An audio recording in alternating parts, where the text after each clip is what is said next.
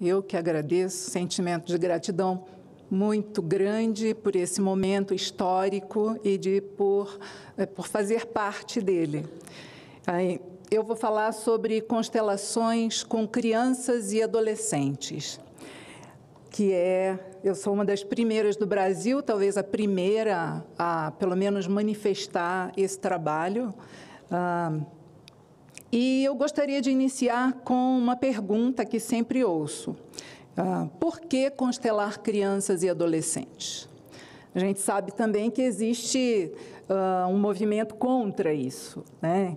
E a resposta é simples, porque crianças e adolescentes sofrem, e sofrem muito, né? E o trabalho não deve ser com os pais. Essa também é uma pergunta que as pessoas fazem. E eu digo sim, não é possível constelar crianças e adolescentes sem a presença dos pais.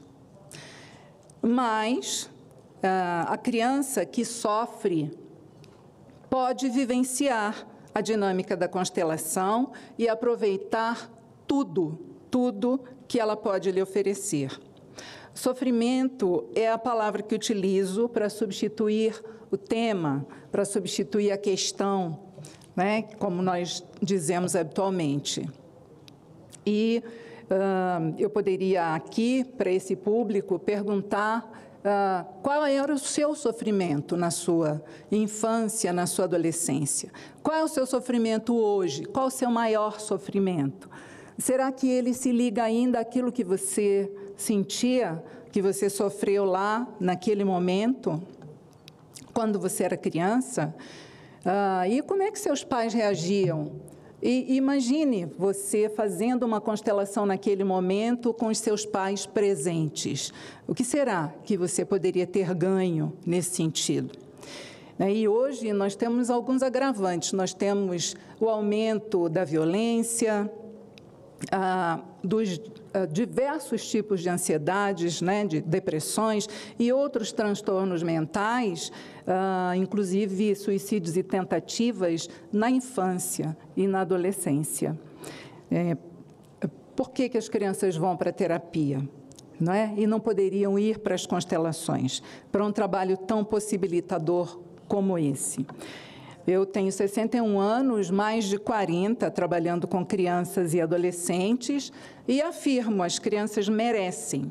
Elas aprendem, elas sentem, elas entram completamente nos exercícios de interconsciência, no campo, trazendo informações preciosas. Elas são representantes, muitas vezes, melhores do que os adultos, porque elas não têm filtro, elas não julgam. Então, elas entram de coração e ganham a oportunidade de se colocar no lugar do outro, em diferentes papéis, de melhorar os seus sofrimentos, de terem seus pais mais presentes e mais conscientes, de aprender sobre ancestralidade, sobre origem, sobre respeito, inclusive. Aprender sobre as ordens do amor. Incluir, olhar para os excluídos com respeito, se curvar, se colocar em seu lugar na ordem de chegada na família, respeitar quem chegou primeiro e perceber que carrega pesos que muitas vezes, né, na maioria das vezes, não são seus. E isso é muito importante. Quem sabe até aprender, entender que podem devolver esses pesos para quem de direito. A constelação é uma intervenção terapêutica poderosa e séria. Com as crianças, no entanto, ela pode ganhar um tom de leveza e ludicidade, sem perder a profundidade e a verdade que se mostra. Com que fatos nos emaranhamos? Com mortes precoces, com suicídios, com crimes de toda sorte, com doenças graves, com destinos difíceis, com eventos traumáticos ocorridos em nossa família que promovem desordens na hierarquia, com exclusões e desequilíbrios sistêmicos. Com isso, nos emaranhamos, não é isso? Na infância, por amor, com amor cego, e o pensamento mágico, pela necessidade de receber amor, de pertencer, como já foi dito, acreditamos que podemos salvar nossos pais e nossos familiares. Compensar culpas, pagar a conta de outrem, incluir excluídos. Inconscientemente, seguimos destinos difíceis. Quais desses eventos traumáticos não estão na TV? Nas novelas que as crianças assistem lá nas suas salas, nos contos de fadas e nos filmes da Disney. Quais? Em Harry Potter, nós temos o grande assassino e torturador, que é o Voldemort. Penso que o trabalho de constelações com crianças e adolescentes merece ser contemplado e expandido com carinho. E eu trago a reflexão acerca da possibilidade dessa presença, inclusive no SUS, com grupos de crianças, de adolescentes e seus pais. Esse é certamente um investimento na saúde mental dos futuros adultos, de adultos mais saudáveis, até porque nossas crianças, como também o senador já o disse hoje, elas não serão, elas são os líderes do futuro, aqueles que vão estar aqui, inclusive nos representando. Eu posso afirmar que existe melhora. Já faz muitos anos que eu trabalho com isso. Eu sou formadora de consteladores desde 2010 e já atendi muitos grupos de crianças e de adolescentes, muitos pais, e tem muita melhora, muita mudança. Existe uma movimentação na família, mudança no comportamento, maior respeito, luz nas confusões em relação aos papéis, ao tamanho de cada um. Quem é grande aqui? É o pai ou é o filho? Ou é a mãe, né? A mãe ou é... Eu atendi uma criança de 4 anos semana passada, e aí eu pedi para ela repetir diante da mãe, eu sou o pequeno, e ela se colocou como o primeiro na ordem, 4 anos.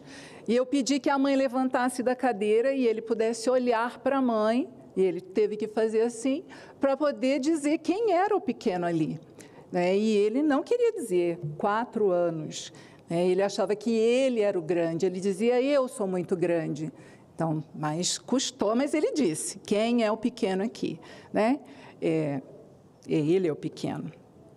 Então, com as constelações, nós podemos trazer luz em dinâmicas dramáticas, como as que chegam em nossos consultórios, em todas as áreas da vida. É claro, é importante orientar a não interrupção de tratamentos médicos e psicológicos. Ao contrário, em muitos momentos, deve-se, ao se perceber a necessidade, encaminhar a criança e o adolescente, a família, para tratamentos psicológico, psiquiátrico, médico. E sugerir grupos para os pais, quando estão presentes, dinâmicas difíceis. Isso também é uma possibilidade, esse encaminhamento dos pais. E, de qualquer modo, de que modo eu tenho desenvolvido esse trabalho? Desculpa aí, porque eu estou lendo, porque, olha, dá muito nervoso ficar aqui. Então, como eu tenho desenvolvido esse trabalho? Eu acho que essa pode ser uma colaboração, Talvez essa possa ser realmente a minha contribuição nessa pequena cerimônia, nessa pequena comunicação de minha parte. Então, vamos lá. Eu pedi para a Thalita para colocar uns slides.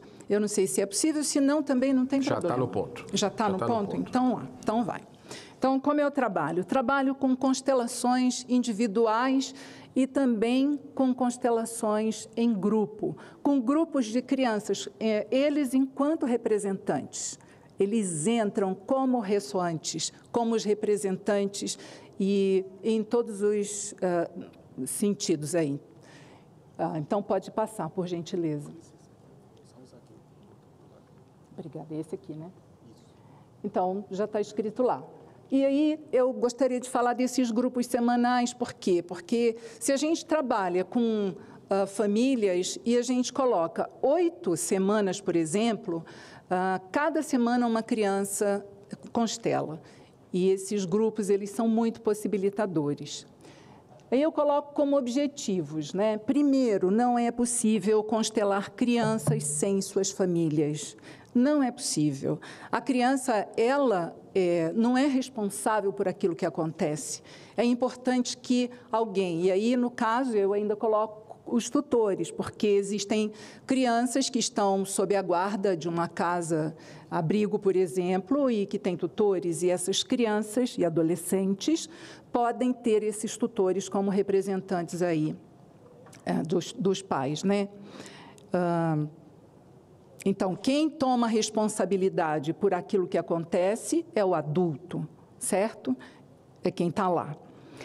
E aí, um dos objetivos, ensinar a visão sistêmica, isso é muito importante. Então, vamos trabalhar com as leis sistêmicas, usar a imaginação, trabalhar com mindfulness, trabalhar com as constelações imaginárias, isso é muito importante. Então, esse momento de concentração, esse momento de imaginar mesmo o que acontece na família, né?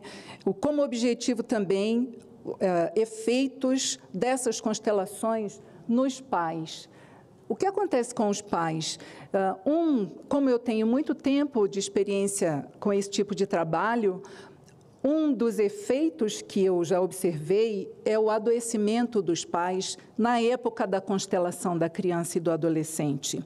E muitas vezes aparecem assim, gripes terríveis na semana da constelação da criança, dores de ouvido muito graves, enfim, tem muitos tipos de adoecimento. E aí a gente vê que essa família já está no campo e que ali já está acontecendo um fenômeno que talvez seja realmente esse dos pais tomarem responsabilidade em relação àquele tipo de sofrimento que o filho vem trazendo.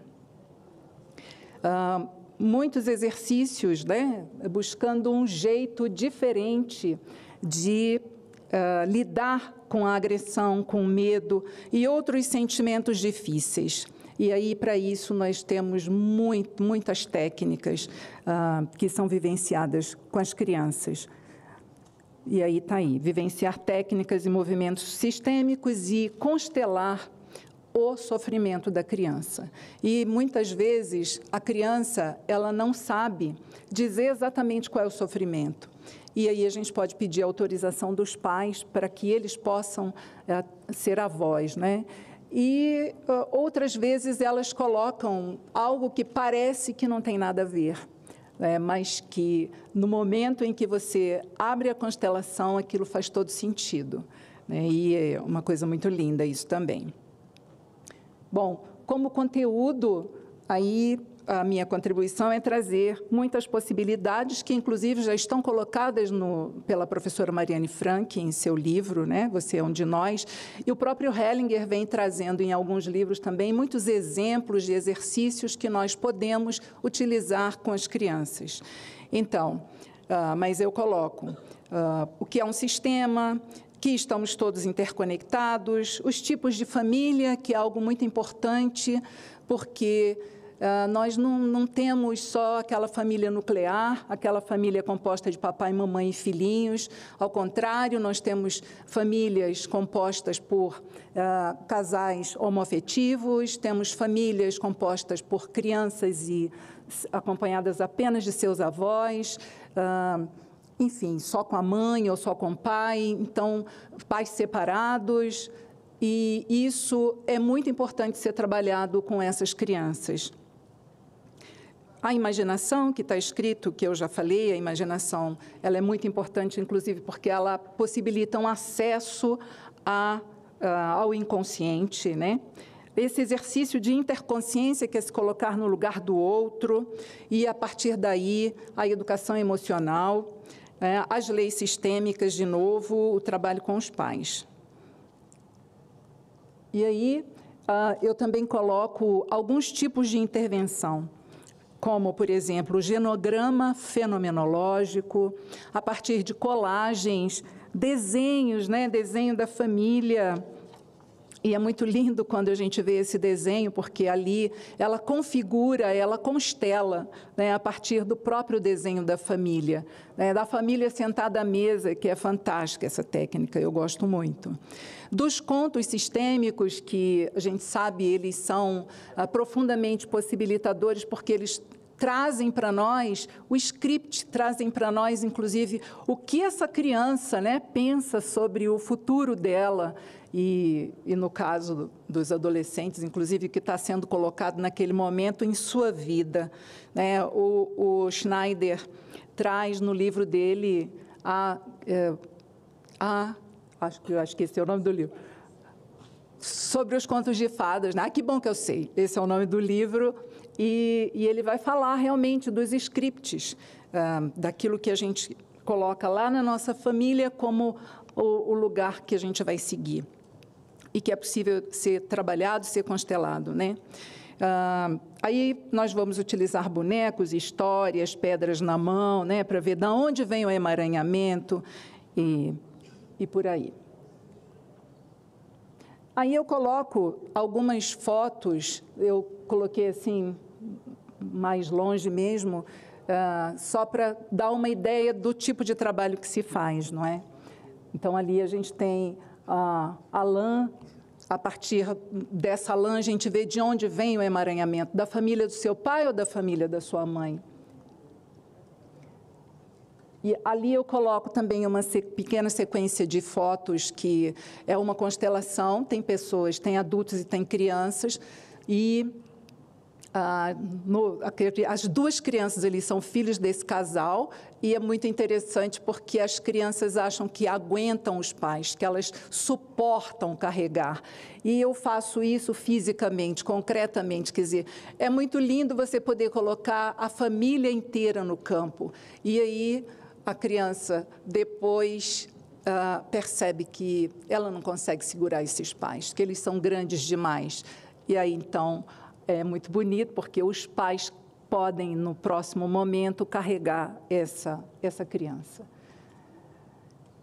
Ali a pedra na mão, de onde vem o emaranhamento? Qual é a mão que pesa mais? Mas era só para mostrar. E, só para fechar aqui também, eu acho que é muito importante, acho que o grupo de pais está aí, né? Os grupos de pais. Isso também pode ser feito no SUS. Por que não? Não é? Oferecer grupos para pais.